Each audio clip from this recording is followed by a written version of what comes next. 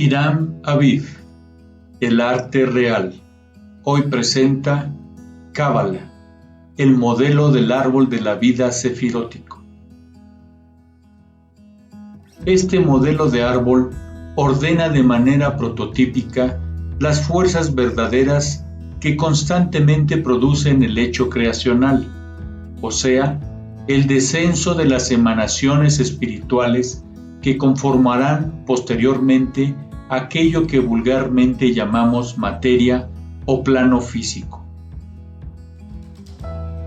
Por lo tanto, merced a la familiarización con estas energías, es decir, con su aprehensión,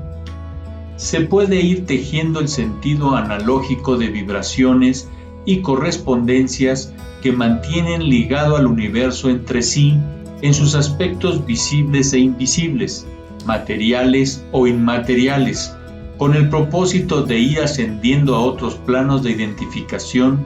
con el ser universal por medio de los vehículos herméticos y la doctrina tradicional.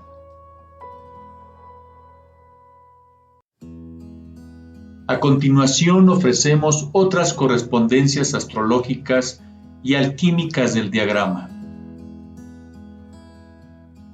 También incluimos en él a En Sof, o sin fin,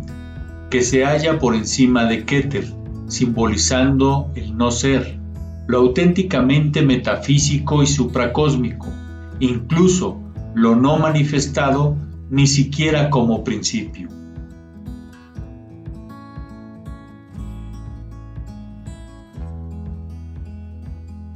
Con el objeto de ir cargando las esferas del árbol de la vida, con ideas que sirvan de soporte a la meditación y promuevan la realización, queremos ir agregando algunos elementos preferidos a sus relaciones astrológicas que nos ayudarán a comprenderlos mejor. Ellas están vinculadas con las 9 esferas de la cosmogonía tradicional, 7 de ellas correspondientes a los planetas. En Sof,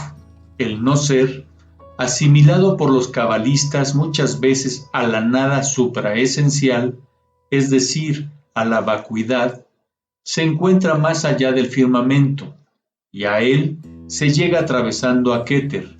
al que puede atribuirse el simbolismo de la estrella polar, como puerta de los dioses, verdadera piedra filosofal de la que pende la plomada del arquitecto del universo.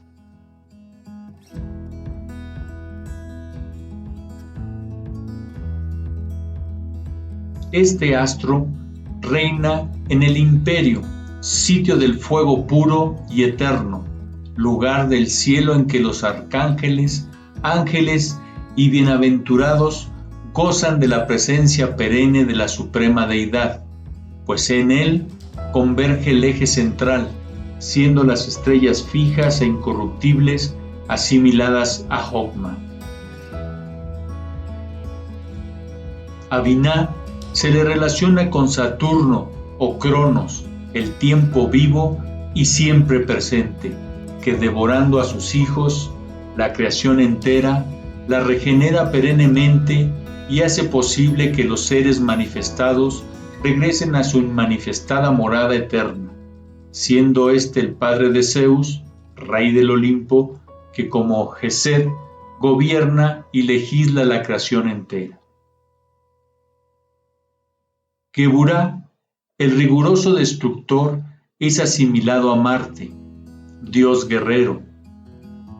y Tiferet, la belleza divina, centro de centros, se relaciona claramente con el Sol, dador de la vida, luz y calor, a través del cual accedemos a aquellos mundos superiores. Los 3 planetas interiores que se encuentran con respecto a la Tierra más cercanos que el Sol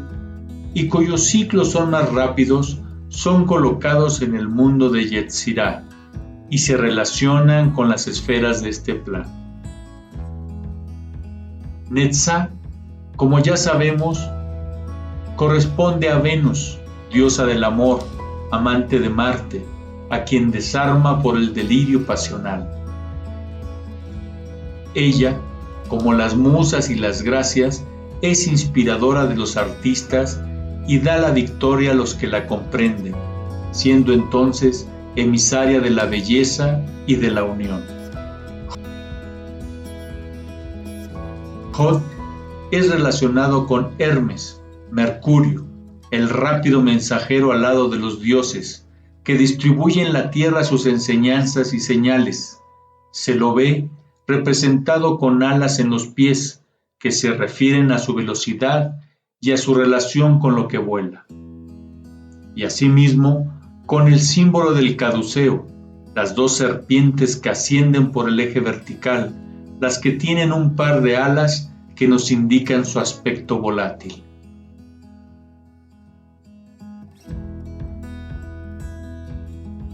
Este último ha pasado a ser el símbolo de la medicina,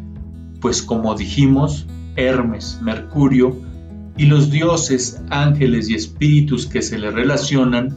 han sido siempre considerados como un médico de cuerpos y almas, el curandero divino, promotor de los ritos y la muerte iniciática,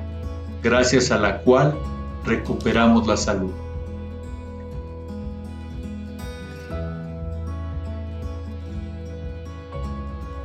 Finalmente, a Yesod se le asigna la luna, la reina de la noche,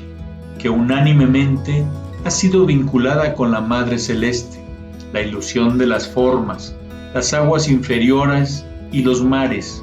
así como con todos los líquidos y sobre todo con la fecundación y la fertilidad que se concreta en la tierra.